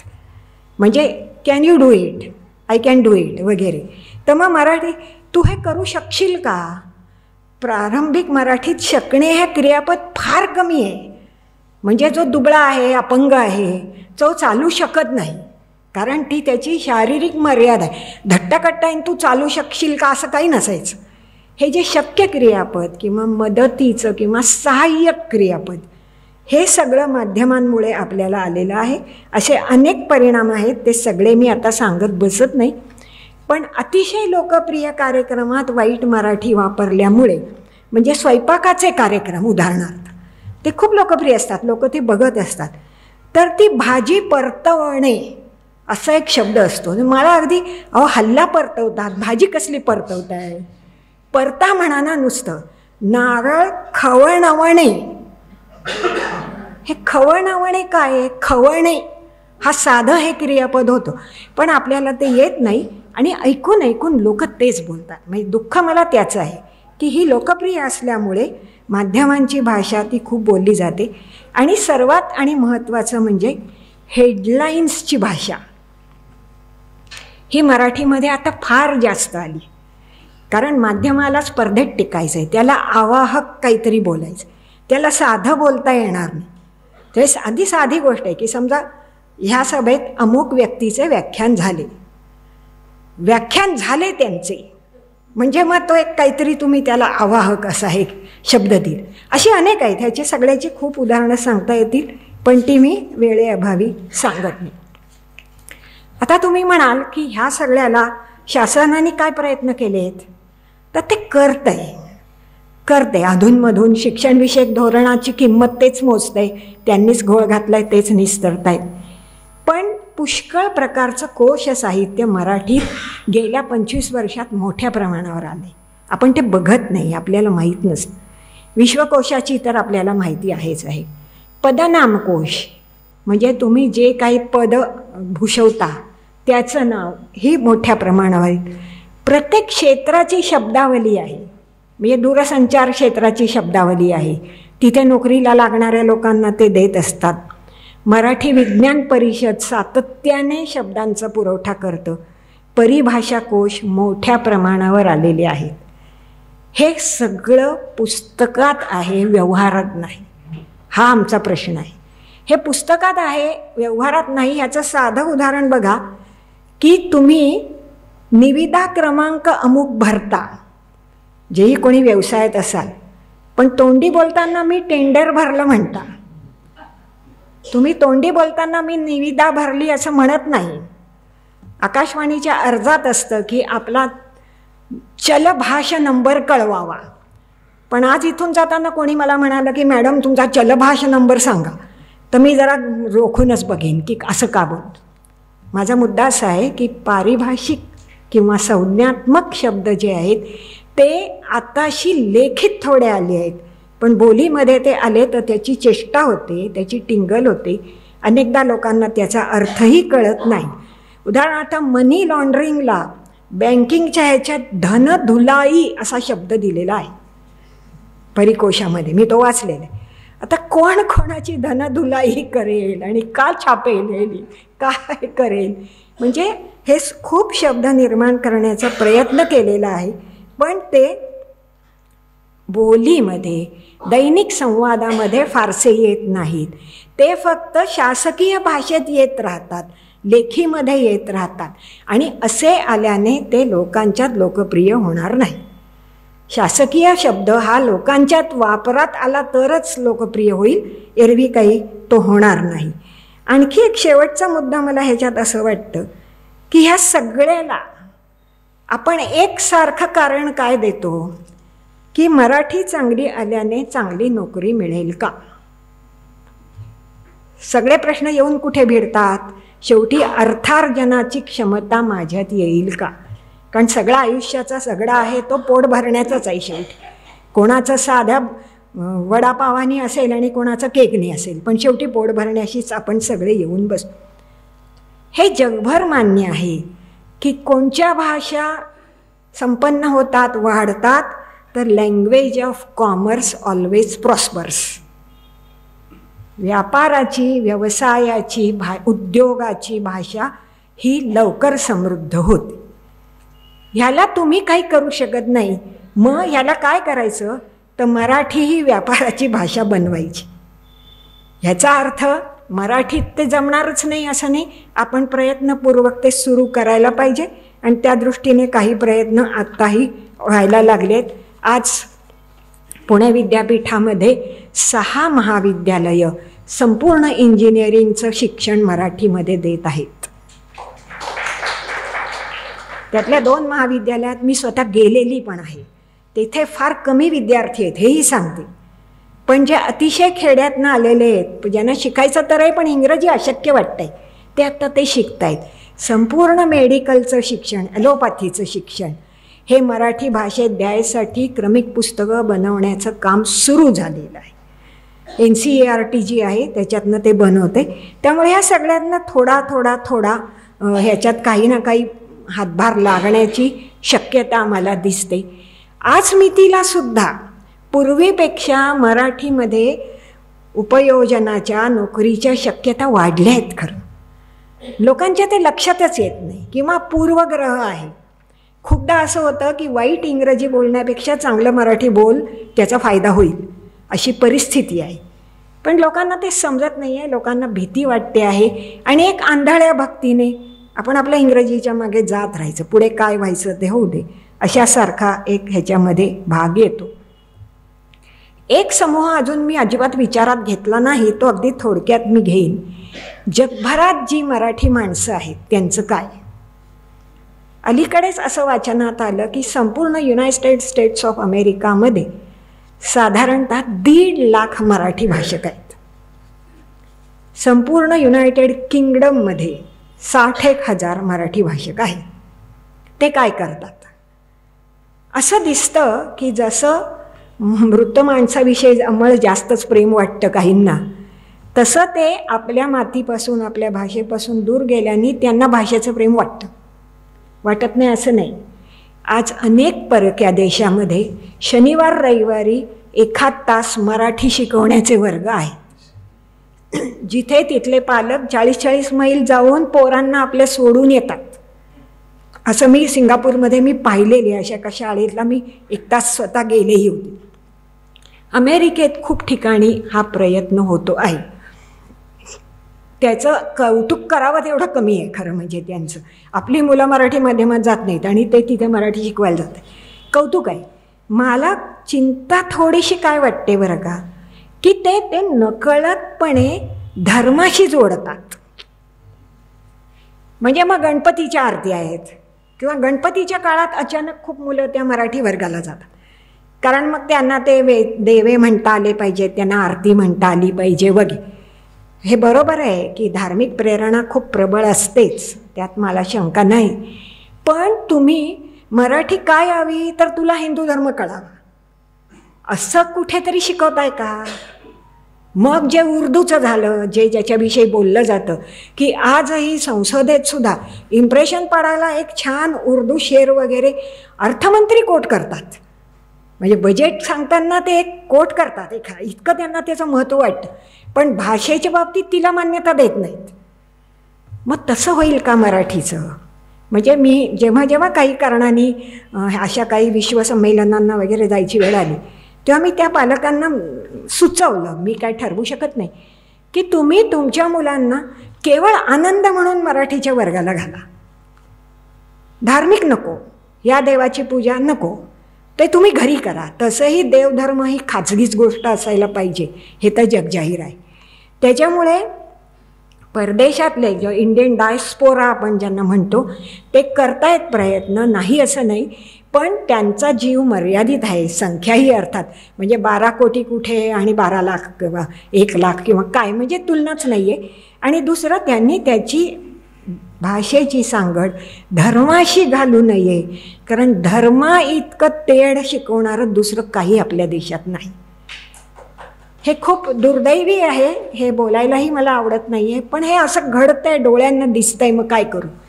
त्यामुळे मला असं वाटतं की छान भाषेचा आनंद आपण देऊ शकू का नाही छोट्या मुलांना. विशेषतः मला बालसाहित्याबद्दल हे फार वाटतं की इकडे ये रे पावसा शिकवायचं आणि तिकडे रेन रेन गो अवे शिकवायचं. खरं काय, पाऊस हवा आहे का नको आहे?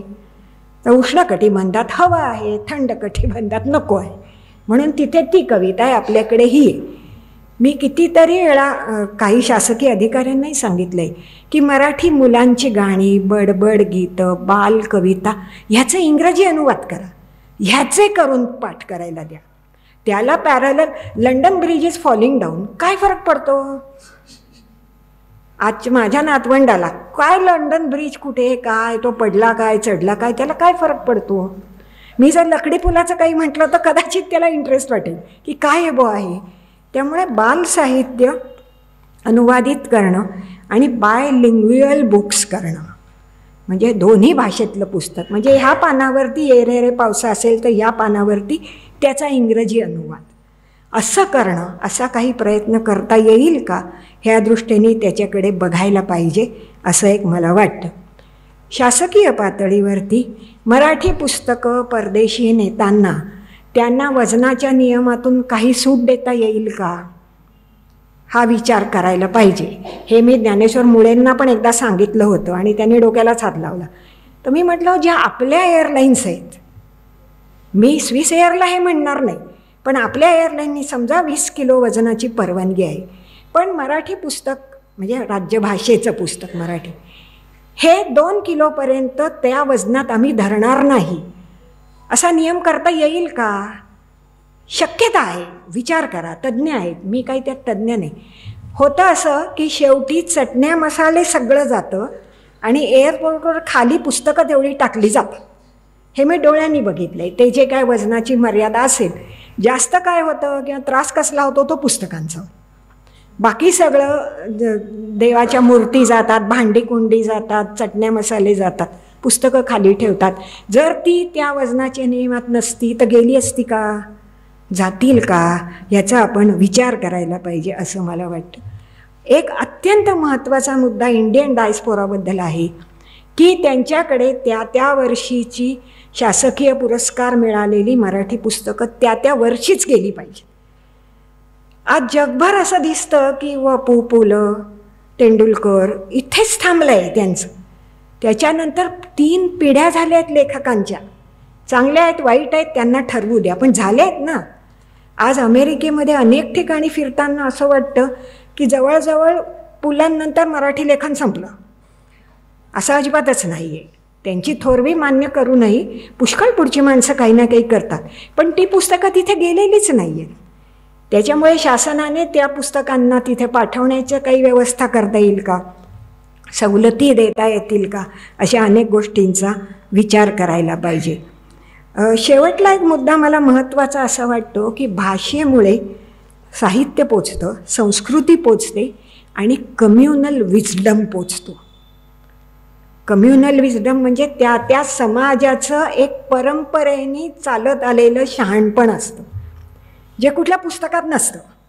आता उदाहरणार्थ जुन्या काळात आपल्यापैकी ज्या माझ्या पिढीच्या असतील त्यांना आठवेल की असं म्हणायचं आहे की गावाला जाताना सगळे लोक घरातले एका वाहनात बसू नका, एकाने मागे थांबा.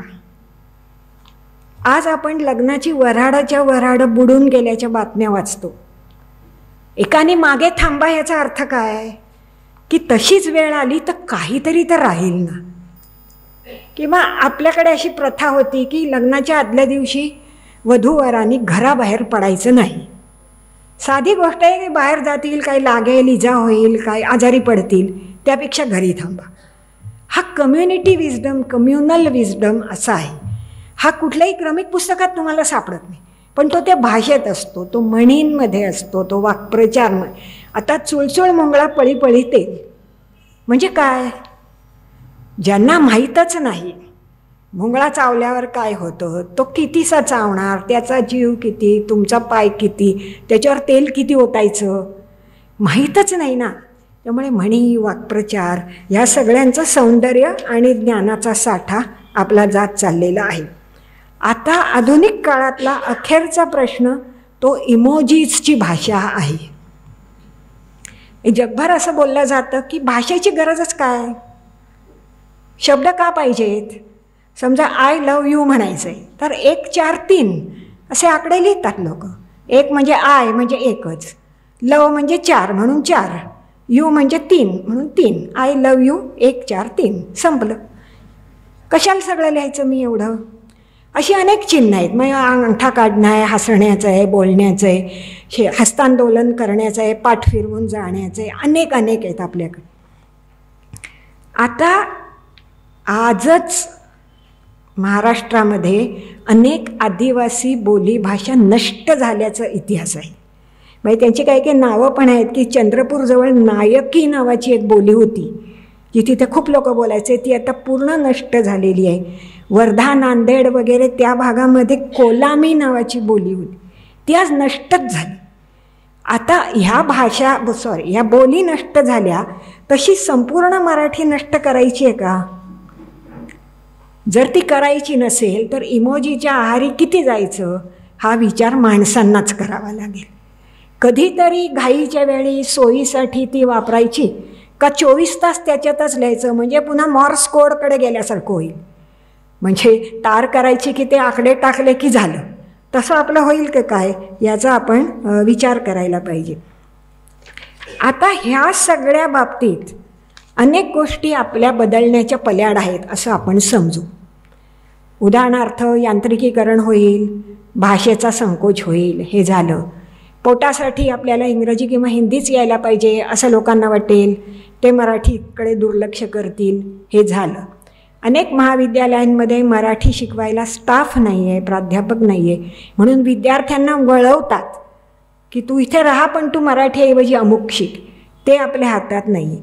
पण आपल्याला काय काय करता येईल ह्यावर मी हे आत्ताचं माझं निवेदन संपवणार आहे. आणि ते आम्हालाही काही प्रमाणात, 100% काहीच करता येत नाही कारण समाज मोठा असतो, भाषा मोठी असते, आपण एक जण करून काय करणार. पण काही गोष्टी आपल्याला करता येतील. त्यातली पहिली गोष्ट म्हणजे प्रत्येक मराठी घरात मराठी वर्तमानपत्र विकत घेणे. करोनाच्या काळामध्ये पेपर बंद झाले, जंतूंचा प्रसार होईल म्हणून लोकांनी ते बंद केले. करोना संपला, पेपर सुरू झाले नाहीत. अनेक तरुण घरामध्ये, ज्याच्यात आमच्याही पुढच्या पिढीची घरं आहेत, ते म्हणतात आम्हाला बातम्या सगळे कळतात ना, आम्हाला काय करायचं आहे पेपर. पण दरवाजात पेपर पडणं हा वाढीच्या मुलांवरचा एक महत्त्वाचा संस्कार आहे. ते जाता येतात, ते बघतात. पुष्कळ मुलं उलटीकडून वाचायला लागतात कारण त्यांना स्पोर्ट्समध्ये इंटरेस्ट असतो. त्यामुळे अनेक मुलांचं मराठी वाचन शेवटच्या पानाला सुरू होतं, किंवा क्रिकेटविषयी वाचू, टेनिसविषयी वाचू, पण वाचतील ना. हेडलाईन दिसेल, काहीतरी दिसेल. पेपर घरामध्ये येणं, आणि आजच्या एकूण अर्थकारणात पेपर हा आजही सर्वात स्वस्त आहे. 6 रुपये रोज, 8 रुपये रोज ह्याच्यावर खर्च नाही. हॉटेलमध्ये एक डोसा खाण्याच्या खर्चात महिनाभर घरी पेपर येऊ शकेल. पण मराठी लोक तर घेत नाहीत. मराठी वृत्तपत्रांचा खप झपाट्याने कमी होत आहे. काही महत्त्वाची वृत्तपत्रं फक्त शनिवार रविवारची वाचली जात आहेत. मी नावं घेत नाही कारण मला त्यांच्यात अजूनही लिहायचं आहे, म्हणून मी हे जाहीर करत नाही, पण मला माहीत आहे. त्याच्यामुळे मराठीची वृत्तपत्र घेत राहणं. दुसरं, मराठी माध्यमांच्या शाळा सुधारतील, त्यांच्यात अधिक विद्यार्थी जातील, ह्यासाठी शासनाने त्यांना काही सवलती किंवा आकर्षणं देणं.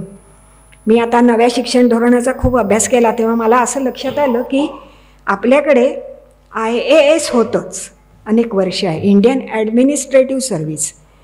आता 26 सालापासून IES हा गट ते सुरू करतायत, इंडियन एज्युकेशनल सर्व्हिस.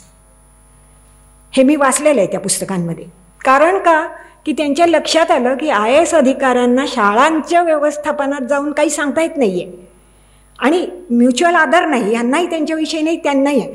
आता इंडियन एज्युकेशन सर्व्हिस ही सुरू करायची आहे आणि 12वी नंतर त्याचं शिक्षण घेणाऱ्या विद्यार्थ्याला सवलती द्याव्यात अशी रेकमेंडेशन नव्या शिक्षण धोरणात आहे.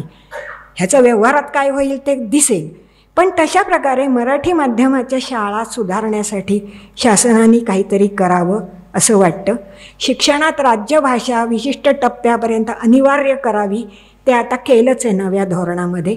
त्याच्यामुळे आता मराठी न शिकता मी ग्रॅज्युएट झाले असं महाराष्ट्रात होणार नाही. याच्यापुढे कधी ना कधी काही किमान मार्काचं शिकावं लागेल. घरामध्ये 10 वर्षे वयापर्यंतच्या मुलाशी पालकांनी मराठीतच बोलावे, ही मला अतिशय महत्त्वाची गोष्ट वाटते. जगभरात काही घरांमध्ये हे अगत्य पाळलेलं दिसतं. ती मुलं बरं मराठी बोलतात, पण आपल्या शहरांमधल्या आया वगैरे तुला क्वार्टर पोळी वाढू का हाफ असं म्हणतात. आता पोळीशी क्वार्टर हा शब्द जात नाही, त्याचा संदर्भ वेगळा आहे. आणि पोळी पावही नसते, पोळी चतकोर असते. पाव पोळी कुठून आलं हे? तर आई मुलाशी, वडिलांनी मुलांशी. माझा सगळा भर किंवा माझं केंद्र वाढीची मुलं हा आहे. कारण आपण आता भले बुरे होऊन गेलो, आम्ही तर अनेक अर्थाने गेलोच, पण मधली पिढीसुद्धा ते काय करणार आहेत? पण जी वाढीची मुलं आहेत, त्यामुळे 0 ते 10 ह्या वयातल्या मुलांशी घरात मराठीतच बोलायचं. हे करणं शक्य आहे, आपण प्रयत्नच करत नाही. आपल्याला असं वाटतं की आपण इंग्लिश बोललं की ते बाहेर शहाणे ठरतील, असं काही नाही आहे. कारण शाळेत ते शिकतीलच ते. तो हा एक विचार करायला पाहिजे. आणखी एक, विनय सहस्रबुद्धेंनी एका भाषणात फार चांगलं मध्यंतरी म्हटलं होतं की आपल्याकडे लिफ्टमध्ये म्युझिक लावतात. तर आता ज्या 40-40 मजली इमारती आहेत त्याची लिफ्ट बराच वेळ चालते. ते म्युझिक त्या कुठल्या तरी कंपनीने लावलेलं वेस्टर्न म्युझिकच असतं. तिथे तुम्ही मराठी गाणी का नाही लावत? हे विनय सहस्रबुद्धेंनी म्हटलंय, मी नाही. आपण विचारच केला नाही. लावता येतील, कदाचित उत्तम मराठी गद्याचं अभिवाचनसुद्धा लावता येईल, का नाही येणार? आणि कदाचित कानावर पडून पडून लोकांना ते आवडेल, कुतूहल वाटेल, अरे हे कुठल्या पुस्तकात आहे, कोणतरी आईबाप सांगतील, काहीतरी होईल. अशा प्रकारे भाषा ही एकच गोष्ट अशी आहे की जी वापरल्याने संपत नाही तर वाढते. जगात बाकी सगळ्या गोष्टी वापरल्या की नष्ट होतात, संपतात, खराब होतात. भाषा वाढते. त्या दृष्टीने आपण त्याच्याविषयी काय करू शकू, तर ह्या काही सूचना आहेत. महिन्यातून एखादा मराठी चित्रपट थिएटरमध्ये जाऊन पाहणे, याविषयी ते बिचारे रोज उठून आवाहनं करत असतात. पण 3 दिवस 5 दिवस असं जाऊन ते सिनेमे बंद पडत आहेत, अशी एकूण परिस्थिती आहे. मराठी कलाकारांना आश्रय देणे या अर्थाने मी हे बोलते आहे, नुसतं पैशाच्या असं नव्हे. ह्या सगळ्यामध्ये भाषा आणि उद्योग जगत ह्याची सांगड घालणे हा मोठा मुद्दा आहे. त्यात नव्या शैक्षणिक धोरणाने बरीच पावलं उचललेली आहेत.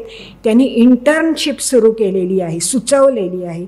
इयत्ता 8वीपासून इंटर्नशिप करायची आणि ते गावातल्या एखाद्या आपल्या भाषेच्या उद्योगात करायची. आणि उद्योग म्हणजे आपल्याला दरवेळी इंजिनिअरिंग इंडस्ट्री त्याची काही गरज नाही. एखादं मोठं वाचनालय हा उद्योग आहे, एखादी पिठाची गिरणी हा उद्योग आहे, बाजार हा उद्योग आहे.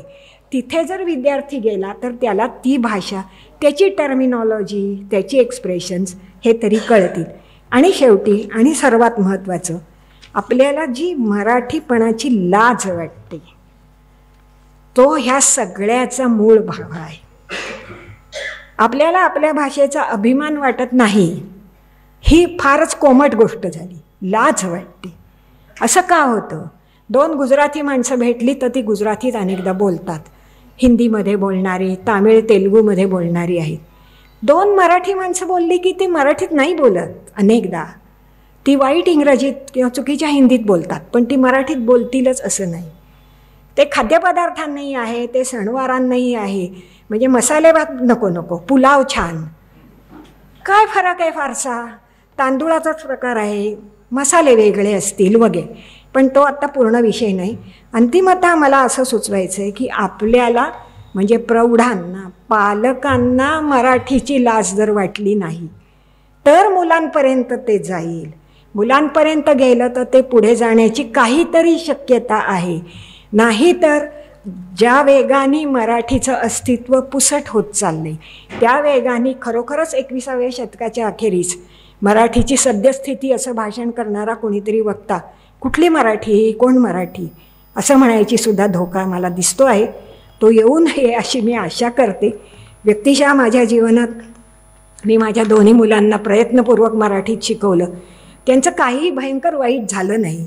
जे वाईट झालं ते त्यांच्यामुळेच झालेलं आहे, ते भाषेमुळे काही झालेलं नाही. त्यामुळे तोही विचार करायला हरकत नाही असं मला वाटतं. मला वाटतं की मला दिलेल्या वेळात मी शक्य तेवढं सांगितलं आहे. नमस्कार.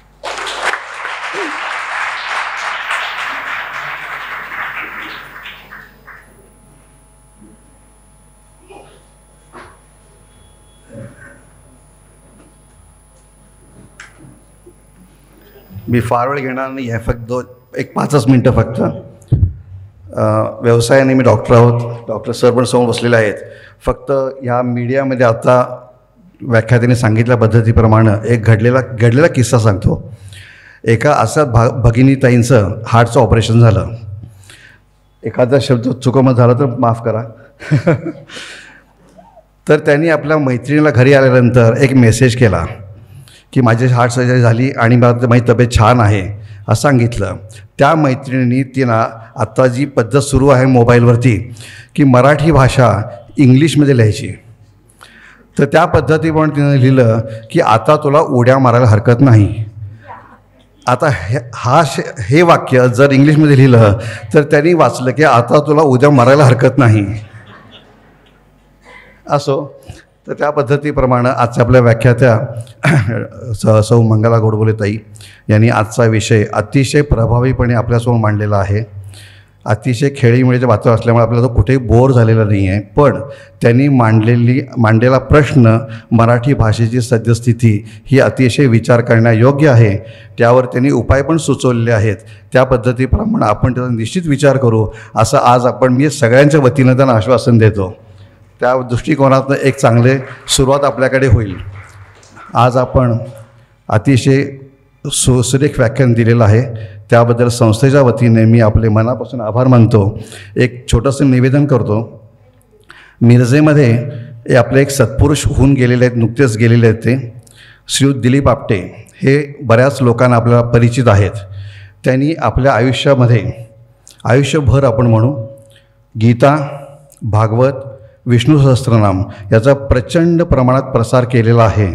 आणि माझ्या मते जवळजवळ त्यांनी विष्णू सहस्त्रनामासाठी 12 कोटी विष्णू सहस्त्रनाम एवढी प्रचंड संख्या त्यांनी लोकांच्या करून घेतलेली पण होती. बऱ्याच गावामध्ये जाऊन त्यांनी त्याचा प्रसार केलेला आहे. बऱ्याच हिंदू भाषा म्हणजे हिंदू संस्कृती आणि मराठी भाषा टिकवण्यासाठी त्यांनी प्रचंड प्रयत्न केलेले मी बघितलेले आहेत. तर त्यांच्याच एका प्रयत्नातून त्यांनी भागवताचा सखोल अभ्यास लोकांच्यापर्यंत पोहोचवण्यासाठी प्रयत्न केला होता. पण त्या पद्धतीप्रमाणे तो थोडा जड असल्यामुळं त्या काकांशी मी बोललो आणि त्यांना सांगितले की थोडंसं लोकांना पहिला गोडी निर्माण होऊ दे आणि मग ते सखोल अभ्यास करू देत. तर त्या दृष्टिकोनातून श्रीमद भागवत परिचय अभ्यासक्रम असा त्यांनी एक भागवत तयार केलेला आहे. याच्यामध्ये 365 प्रश्न आहेत. आपल्याला रोज एकच प्रश्न सोडवायचा आहे.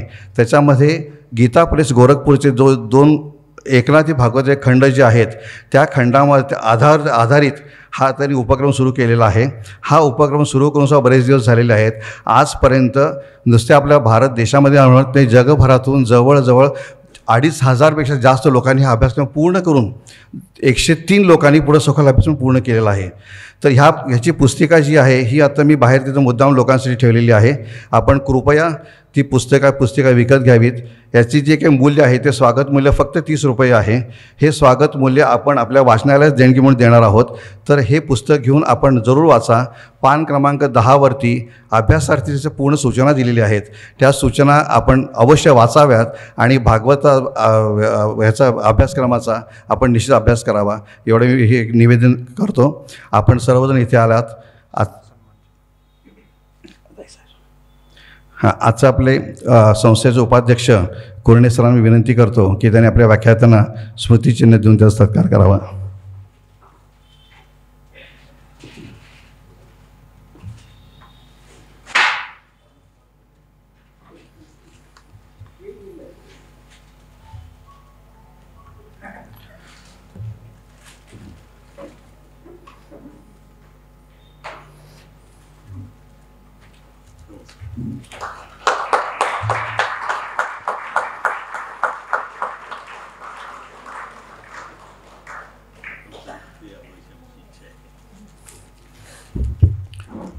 आजच्या व्याख्यानाचा आपण जरूर विचार करावा.